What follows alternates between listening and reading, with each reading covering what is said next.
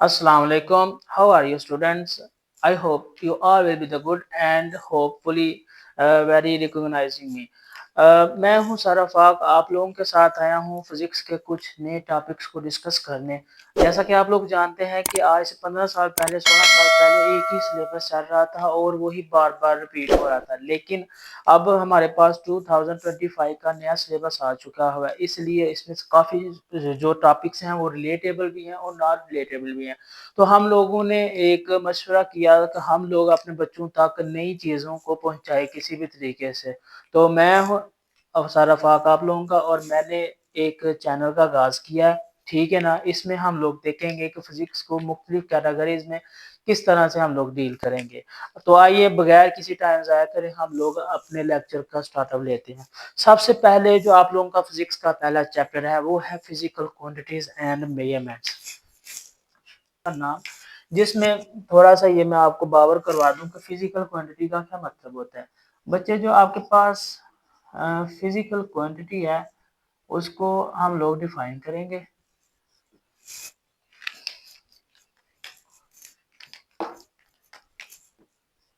All measurable quantities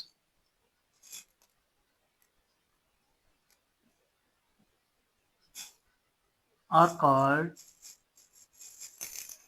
physical quantities।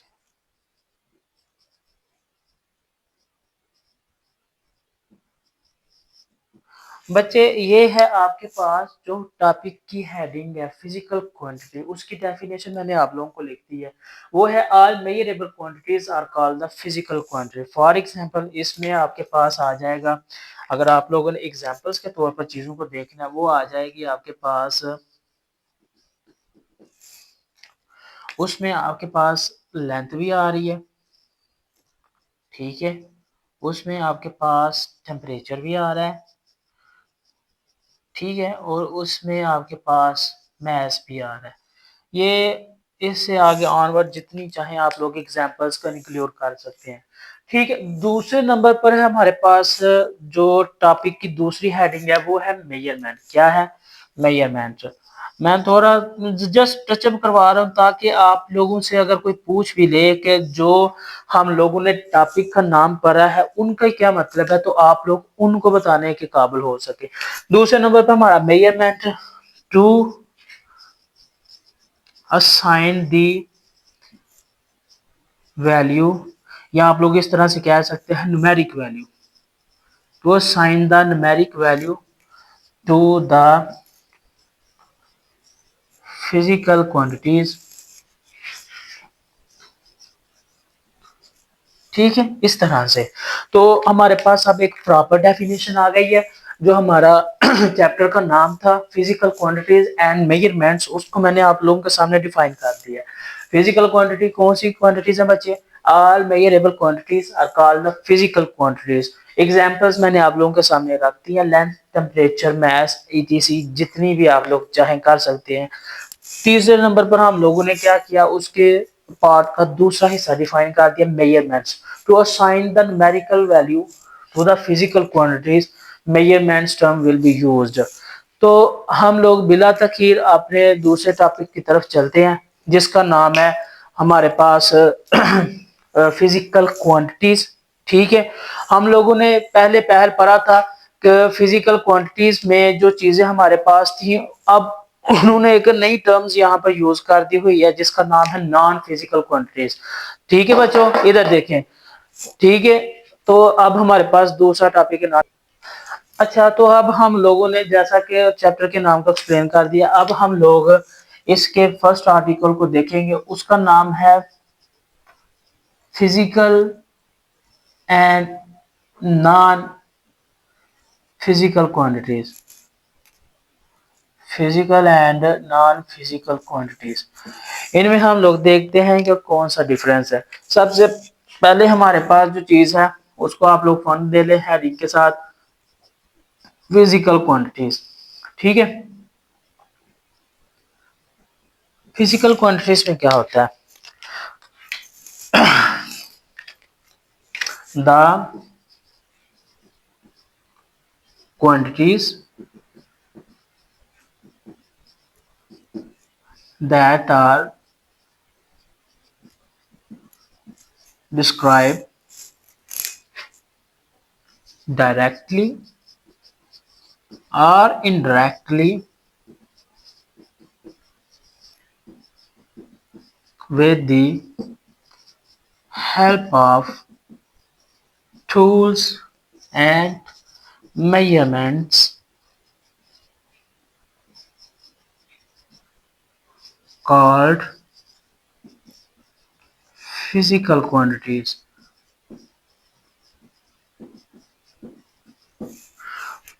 For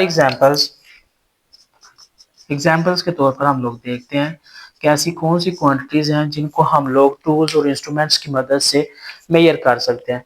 first of all let's suppose that temperature है। आप लोग पता है कि टेम्परेचर को हम लोग किससे मेजर कर सकते हैं? Temperature with the help of thermometer।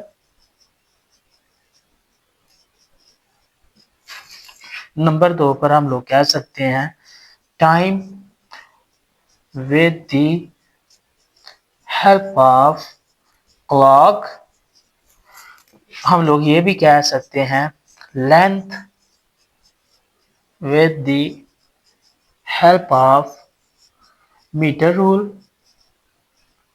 or other experiment or instruments। ठीक है, तो इस तरह से हम लोग इसको डिफाइन कर सकते हैं।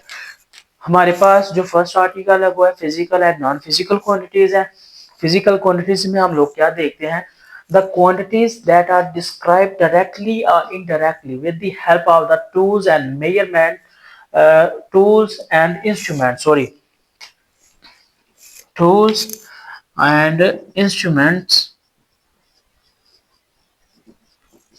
Call the physical quantities. ऐसे वो तमाम क्वांटिटीज जिनको हम किसी आले या औजार की मदद से मालूम कर सकते हैं, उसको माप सकते हैं, वो हमारे पास कहलाएंगी फिजिकल क्वांटिटीज। उसकी एग्जांपल्स क्या है? Temperature with the help of the thermometer. अब देखें जो टेम्परेचर है, टेम्परेचर तो होता है किसी बॉडी की ठंडा या गर्म होने की शिद्दत को, यानी hotness of the coldness of the body is known as the temperature.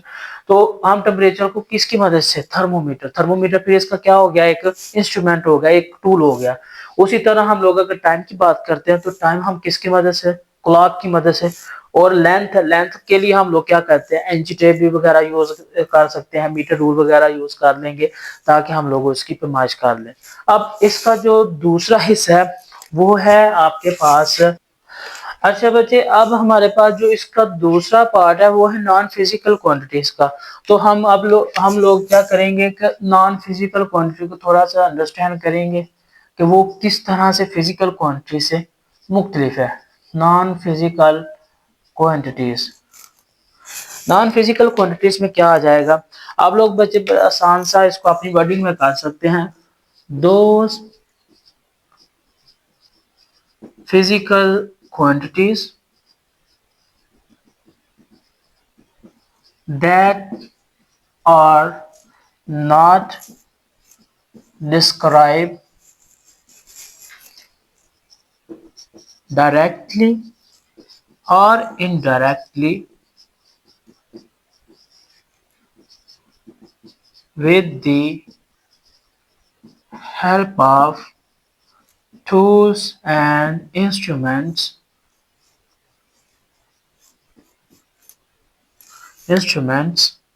called non-physical quantities।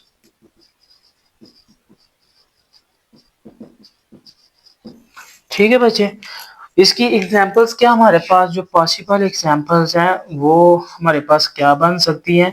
इसमें आ जाएगा आप लोगों का, क्या लें, इसमें आप लोगों का बिहेवियर हो सकता है।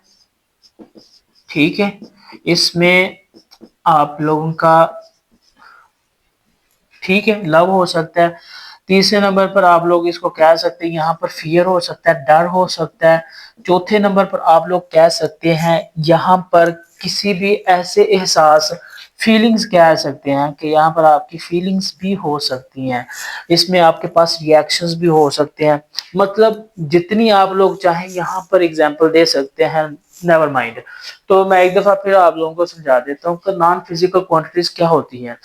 Those physical quantities that are not described directly or indirectly with the help of the tools and instruments called the non-physical quantities। उसकी एग्जांपल्स में क्या आ सकता है? Behaviour, love, fear and feelings. हम लोगों ने वहां पर चीजों को देखा था कि वहां पर हम लोग उसको किसी इंस्ट्रूमेंट की मदद से मालूम कर रहे हैं। फॉर एग्जांपल हमने कहा था कि टेम्परेचर को थर्मोमीटर से फाइंड आउट कर रहे हैं, लेकिन यहाँ पर देखिए किसी भी किस्म का कोई भी टूल या इंस्ट्रूमेंट इस्तेमाल नहीं हो रहा, ठीक है ना। तो इसको हम लोग कह सकते हैं, जो इसकी इंपॉर्टेंस है और जो उसकी इंपॉर्टेंट है वो हम लोग देखते हैं। ठीक है, ये आपके पास है फिजिकल क्वांटिटी की इंपॉर्टेंस, और ये आपके पास पॉइंट बन जाएगा नॉन फिजिकल क्वांटिटीज की इंपॉर्टेंस। वो क्या हो सकती है बच्चे? वो कह सकते हैं कि ये एक क्वांटिटेटिवली वैल्यू है। आप लोग कह सकते हैं these quantities are described by quantitatively। और जहां पर रही बात नॉन फिजिकल क्वांटिटीज की, ये एक बच्चे क्वालिटी आ जाती है कि आपने इस क्वालिटी को यहाँ पर मेंशन करना है, तो हम लोग कह सकते हैं these quantities are described by qualitatively. ठीक है, इसमें आपके पास एक क्वालिटी आ जाएगी क्वालिटेटिवली। ठीक है बच्चे, तो ये था बच्चे आपके पास फिजिकल और नॉन फिजिकल क्वांटिटीज में एक रिलेशन था। आप लोगों ने यहाँ पर चीज को देखा है कि इसमें आपके पास क्वांटिटेटिवली रिलेशन आ गया और इसमें आपके पास क्वालिटेटिवली रिलेशन आ गया। आप मजीद नॉन फिजिकल क्वांटिटीज को देखना चाहें तो इसमें हम लोग कह सकते हैं कि ये वो वाला रिलेशन है जो नॉन फिजिकल क्वांटिटीज है। इसकी इंपॉर्टेंस हम लोग इस तरह से भी कह सकते हैं, it will help us to understand and to analyze human behavior। ठीक है बच्चे, ये हमारे पास आ जाएगा human behaviour and social realities, emotions. ठीक है, डिफरेंट कैटेगरीज बन जाएंगी। तो ये था बच्चे आपके पास जो हमारा फिजिकल क्वांटिटीज चैप्टर नंबर 1 का दूसरे नंबर पर था। ये वो वाला टॉपिक हम लोगों ने बयान कर दिया। ठीक है, तो ये देख लीजिएगा। अच्छा, तो बच्चों ये था हमारा आज का लेसन जो हम लोगों ने चैप्टर नंबर 1 स्टार्ट किया। उसके कुछ टॉपिक्स को हम लोगों ने यहाँ पर चेकआउट किया और उसको थोड़ा सा बयान करने की भी कोशिश की है। आप लोग इसमें से देखिएगा, इसको स्टडी कीजिएगा, फिर समझिएगा। अगर किसी भी चीज़ की आप लोगों को समझ नहीं आई, कमेंट बॉक्स में आप लोगों ने कमेंट कर देना। इंशाल्लाह आपके क्वेश्चन को देखा भी जाएगा और आपके क्वेश्चन का आंसर भी यहाँ पर समझाया जाएगा। तो आप लोगों से रिक्वेस्ट है कि आप लोग इसको पढ़ें, इसको करें, साथ साथ करें, ताकि आप लोगों की भी प्रैक्टिस हो। और इंशाल्लाह मैं आप लोगों के साथ मजीद नई वीडियोस के साथ आता रहूँगा। आप लोगों की सपोर्ट की ज़रूरत है।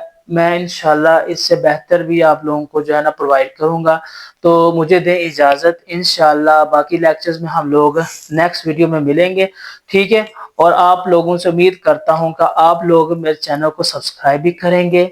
वहां पर जो बेल आइकन का बटन है उसको भी प्रेस कीजिएगा, नोटिफिकेशन वगैरह, ताकि नई आने वाली जितनी भी वीडियो से आप तक पहले पहुंच सके। तो मुझे दें इजाज़त। इन्हीं लम्हात और इन्हीं अल्फाजों के साथ मैं आपका सारा फाक, इंशाल्लाह आपसे दोबारा मुलाकात होगी। अल्लाह हाफिज़।